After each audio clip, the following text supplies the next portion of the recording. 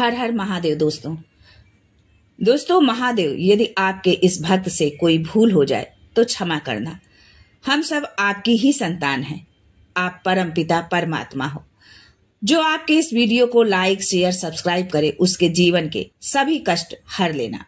दोस्तों, यदि आप महादेव के भक्त हैं तो कमेंट में हर हर महादेव जरूर लिखें। भगवान भोलेनाथ आपके जीवन से सभी कष्टों को हर लेंगे, क्योंकि आपने हर हर महादेव का जयकारा जो लगाया है। और महीने में संयम नियम का पालन करे या ना करे, परंतु सावन के महीने में जरूर करते हैं। प्रकृति का निर्माण करने वाले भगवान भोलेनाथ शीघ्र प्रसन्न होते हैं। जो सुहागन महिला सावन के महीने में हरे रंग की चूड़ियां व वस्त्र धारण करती है उसे अखंड सौभाग्य का वरदान मिलता है। इसलिए हरे रंग की चूड़ियां आप जरूर पहने।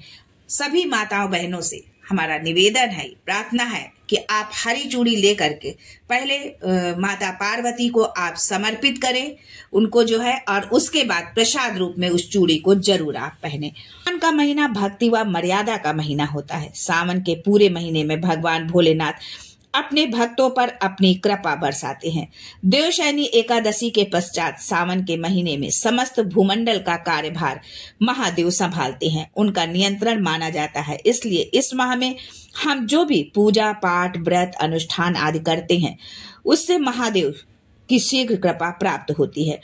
भगवान भोलेनाथ का प्रिय महीना है सावन का महीना।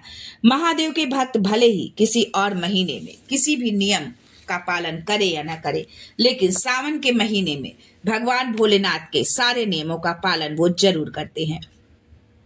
दोस्तों, आज का वीडियो बहुत ही ज्ञानवर्धक जानकारियों से भरा हुआ है। आपके भाग्य खुलने की चाबी इस वीडियो में छिपी हुई है, इसलिए दोस्तों वीडियो को पूरा जरूर देखें।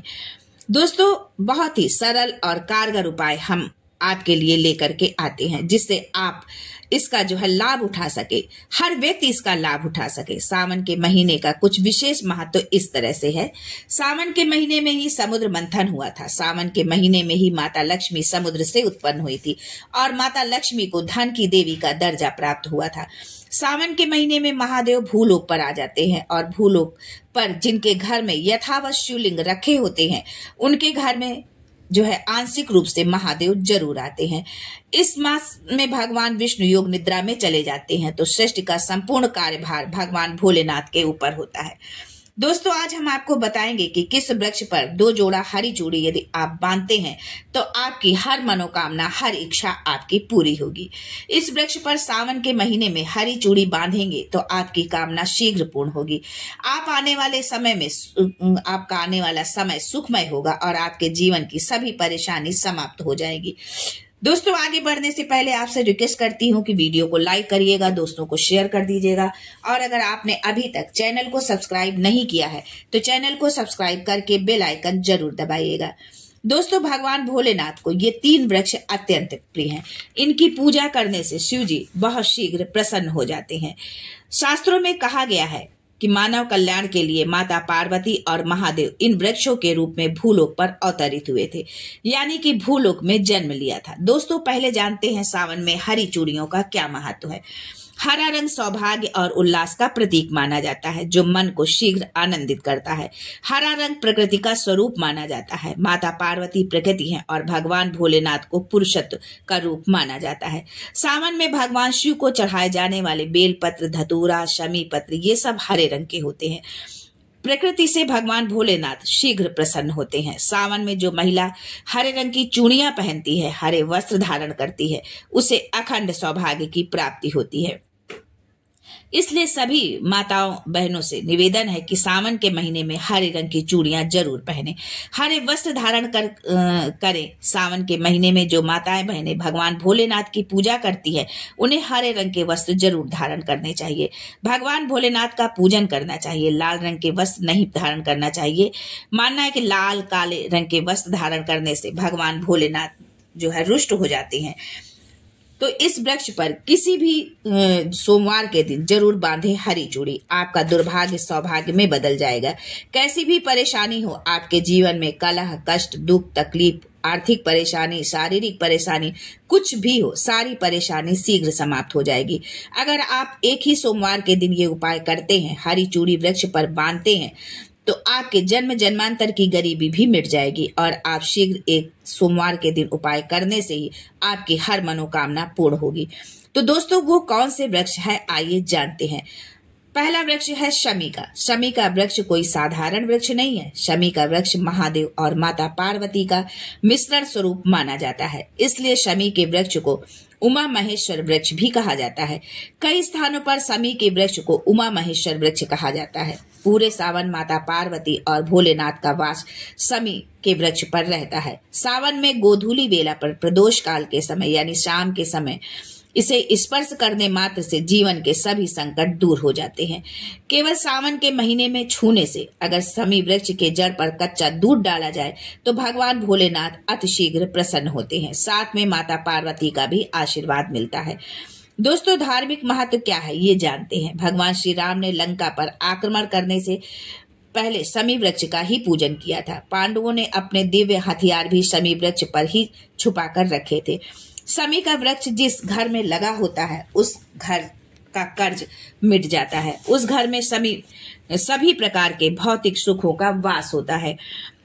तो दोस्तों, सावन के किसी भी सोमवार के दिन उमा महेश्वर का ध्यान करते हुए 2 जोड़ा हरी चूड़ी और हरे रंग की जो भी सुहाग सामग्री हो उसे जरूर भेंट करें। कोई भी आपकी मनोकामना हो वो एक ही सोमवार में पूर्ण हो जाएगी। पूरे सावन भर शमी के पत्ते अगर आप भगवान भोलेनाथ को चढ़ाते हैं तो इससे अष्टलक्ष्मी आपके घर में वास करती है। आपके घर में कितनी भी दरिद्रता हो, आपके घर में कैसी भी परेशानी हो, परेशानी समाप्त हो जाती है। पूर्ण रूप से आप भौतिक सुख पाने के योग्य हो जाते हैं। दूसरा वृक्ष है धतूरे का। धतूरे का वृक्ष भगवान भोलेनाथ के उग्र स्वरूप काल भैरव से उत्पन्न हुआ है। मान्यता है कि शिवलिंग पर धतूरे का पत्ता, पुष्प, फल चढ़ाने से राहु, केतु, शनि का प्रभाव समाप्त हो जाता है। धतूरे के वृक्ष पर सावन के किसी भी सोमवार के दिन अगर 2 जोड़ा हरी चूड़ी बांधे तो शत्रु से छुटकारा मिल जाता है, शत्रु का सर्वनाश होता है। अगर सावन के किसी भी सोमवार के दिन धतूरे के वृक्ष पर बाबा काल भैरव का ध्यान करते हुए हरी चूड़ी बांधी जाए तो भूत प्रेत बाधा नष्ट हो जाती है। धतूरे की छोटी सी जड़ घर के किसी कोने में छुपाकर या खनन कर जमीन में गाड़ दी जाए तो भूत प्रेत आदि की बाधा समाप्त हो जाती है। दोस्तों, तीसरा वृक्ष है बेल का वृक्ष। शिव महापुराण में लिखते हैं कि बेल का वृक्ष माता पार्वती के पसीने से उत्पन्न हुआ था। जब माता पार्वती का पसीना मंदराचल पर्वत पर गिरा तो उसने बेल के वृक्ष का स्वरूप ले लिया। माना जाता है कि बेल के वृक्ष के दर्शन मात्र से सभी पाप नष्ट हो जाते हैं। स्पर्श करने से जीवन के सभी कष्ट समाप्त हो जाते हैं। यदि आप भगवान भोलेनाथ को अतिशीघ्र प्रसन्न करना चाहते हैं, यदि आप भगवान भोलेनाथ की जो है खुशी चाहते हैं, उनकी कृपा चाहते हैं, तो आप महादेव को बहुत सारी सामग्री यदि आप चढ़ा रहे हैं लेकिन बेल का पत्ता आप भगवान भोलेनाथ को नहीं चढ़ा रहे हैं तो आपको उनकी कृपा नहीं मिलेगी। दोस्तों, बेल के वृक्ष पर, बेल की जड़ पर ब्रह्मा जी का वास होता है, मध्य भाग में भगवान विष्णु का वास होता है और पूरे बेल के वृक्ष पर महादेव का वास होता है।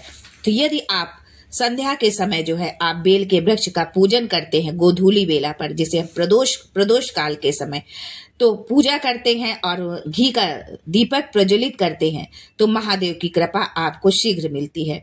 ऐसा भी माना जाता है कि कोई भी साधक सुबह या प्रदोष काल में बेल की वृक्ष की पूजा करे, जड़ के पास घी का दीपक जलाए तो तीर्थों के स्नान के समान पुण्य की प्राप्ति होती है।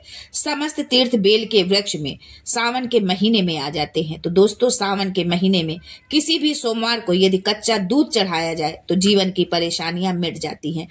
प्रदोष काल में बेल के वृक्ष पर 1 जोड़ा हरी चूड़ी जरूर बांधे। दोस्तों, आचार्य चाणक्य ने भी कहा है कि जिस घर में पति पत्नी में प्रेम बढ़ता है, संपन्नता उसके घर में आकर निवास करती है, माता लक्ष्मी का उस घर में वास होता है, वो दीर्घ काल तक जो है उसके घर में निवास करती है और सभी सुख संपदा उसके जीवन में आती है। वो व्यक्ति धन दौलत से माला माल हो जाता है। माता लक्ष्मी जिसके घर में निवास करेंगी उसके घर में दरिद्रता तो आ ही नहीं सकती। तो आज के लिए बस इतना ही, फिर मिलते हैं कुछ नया, कुछ अलग, कुछ अद्भुत लेकर। तब तक के लिए Har Har Mahadev and thanks for watching my video.